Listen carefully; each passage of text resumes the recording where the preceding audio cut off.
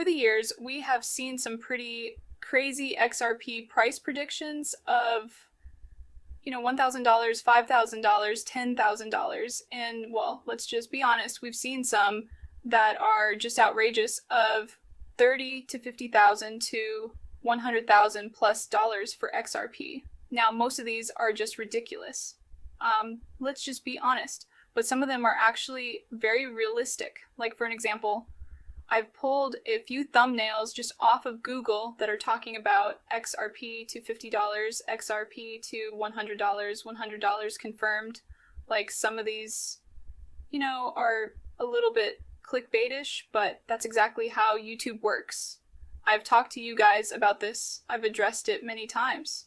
But for the most part, when we think about, a $50 XRP or even $100, for XRP, those are prices that people still think that are just absurd or ridiculous. But when we actually think about what's going on behind crypto and the tech behind this space, it's clear that TradFi, the institutional players, the global financial elite, they are embracing this technology. In fact, they're actually building with it. They're tapping into it. They're integrating it. And this is what's actually causing, these price predictions of like $50 to $100 for XRP to actually become a reality. Now, let's actually talk about that.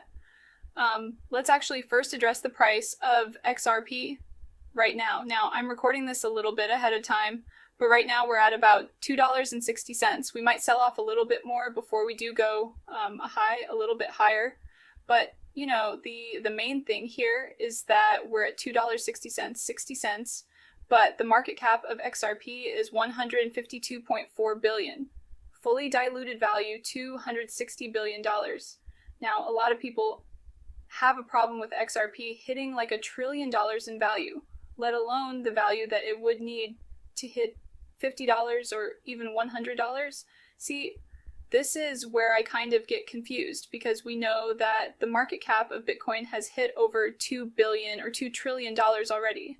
So if we're thinking about XRP sitting at about roughly, $260 billion fully diluted, to get to 2.6 trillion, that's a 10x from here. That's about a 26 XRP.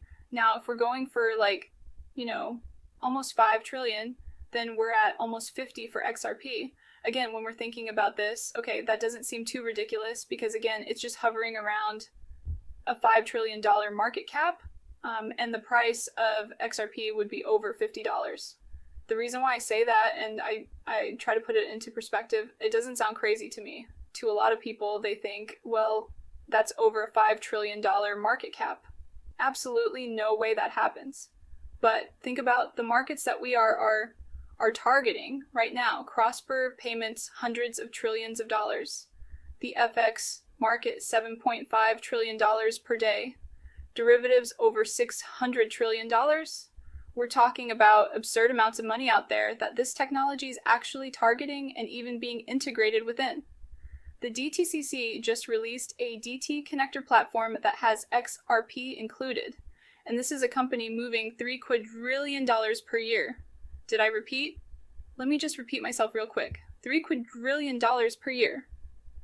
That's why I try to say that $5 trillion for tech is not that ridiculous, especially when the tech is as efficient as the XRP ledger. We know that right now Ripple is integrating USD within Ripple payments.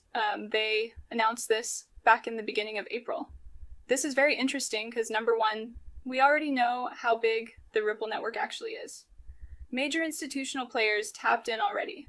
Cross-border payments, because this is where we start to see ROUSD being integrated within, the cross-border payments market, targeting the cross-border payment market through a lot of the institutional players that Ripple already has tapped in.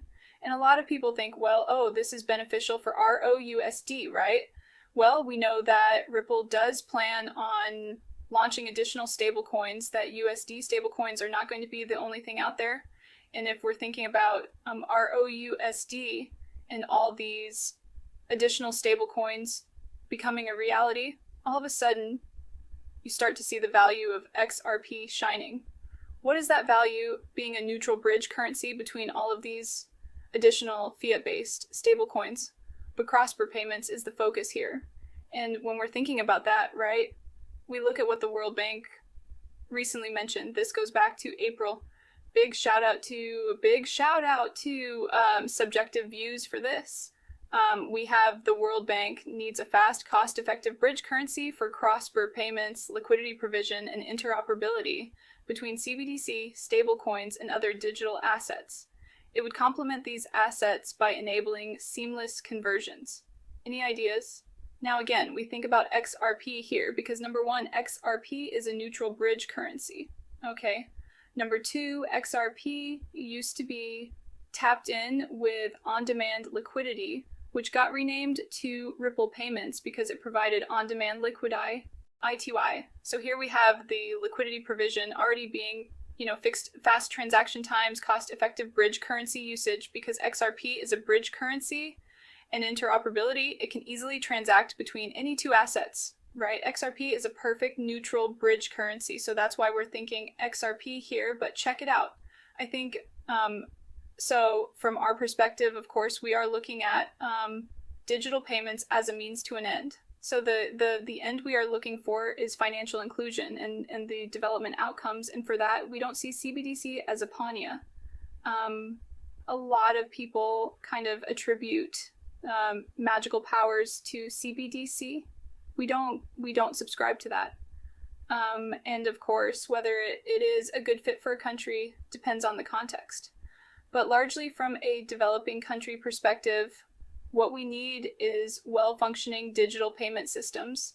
And we don't see any reason why fast payments cannot provide that. And also general modernization of the digital payment system.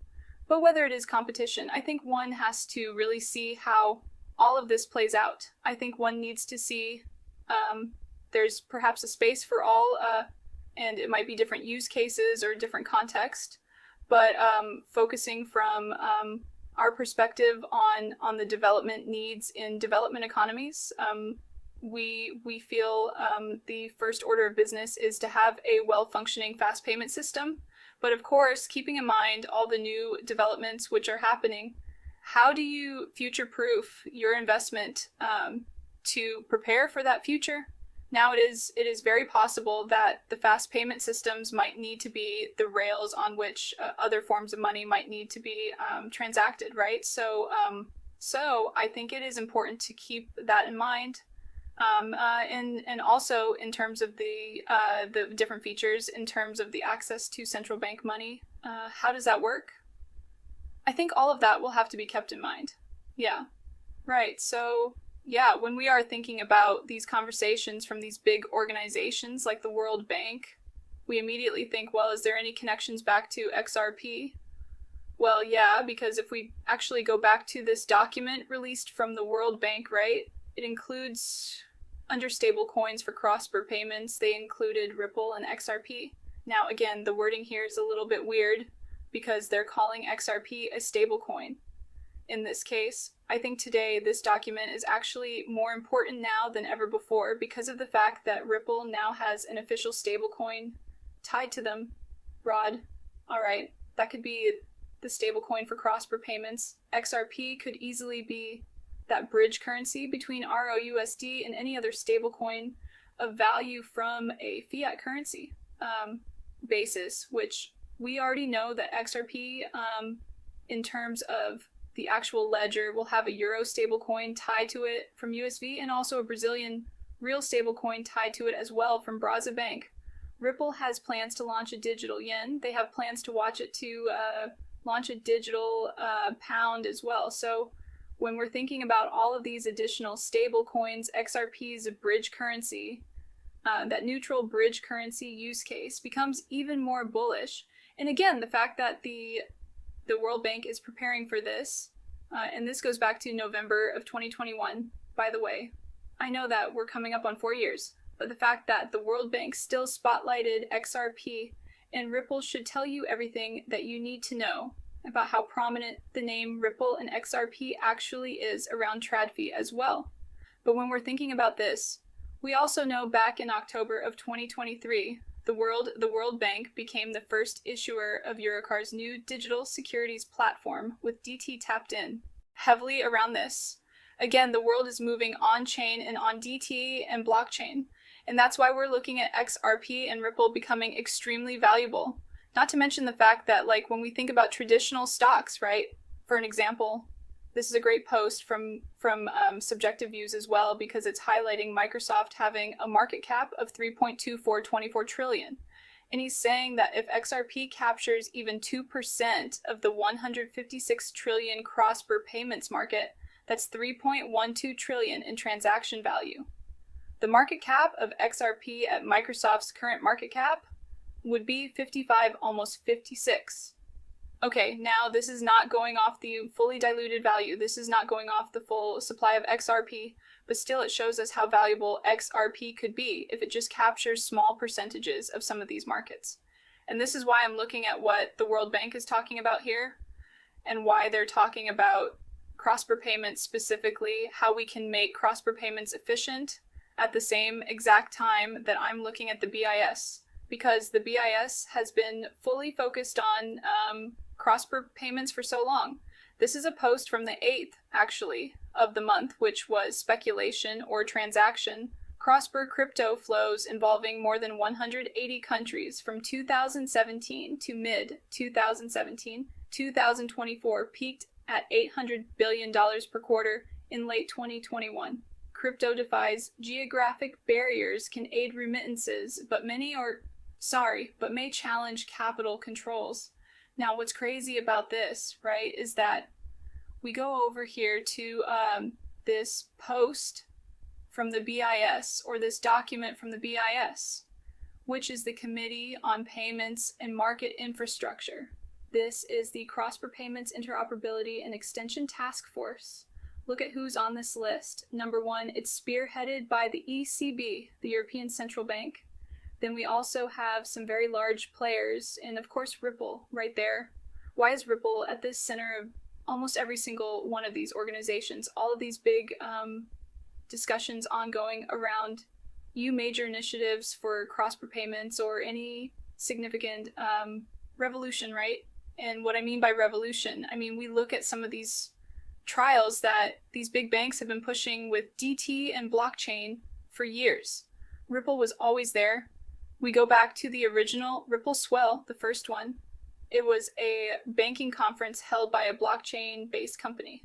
You know, this is not coincidental. Like, this is why we look at the connections between Ripple and all of these organizations, all of these big groups. This CPMI group is probably one of the biggest ones to actually focus on, because they continue to work on tokenization CBDCs.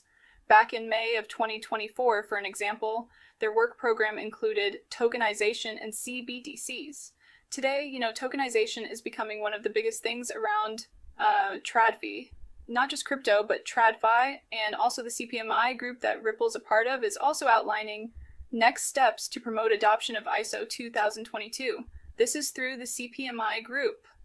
As you guys can see down here, this announcement should provide clarity to industry regarding the medium-term governance and maintenance of the harmonized data requirements during the period of global transition to the ISO 2022 messaging standard. The BIS CPMI said in a Tuesday press release, these steps also provide impetus to industry-led efforts to develop ISO 2022 market practice guidelines for cross-border fast payments. Like, this is all focused on faster cross-border payments. And it's crazy because Ripple has been focused on cross-border payments for well over now a decade. And also big shout out to Smoke Dog for this. Here we have how ISO 2022 is forcing banks to modernize with DT. Many banks are struggling to keep up with the rapid changes in the payments landscape due to outdated legacy systems. These systems, often over 20 years old and lacking proper documentation, create significant challenges for banks. As Walter explains, legacy is always an issue if you are a large company. Despite the difficulties, there are still voices within banks claiming, "My system is working well. There's no need to change it now." However, Initiatives like ISO 22 are pushing banks to confront the reality of their outdated infrastructures. Banks must choose continue to patch these old systems or upgrade to modern infrastructure capable of handling the demands of today's financial ecosystem. The arrival of ISO 2.2.2 along with the shift to real-time transactions in DT is not a coincidence.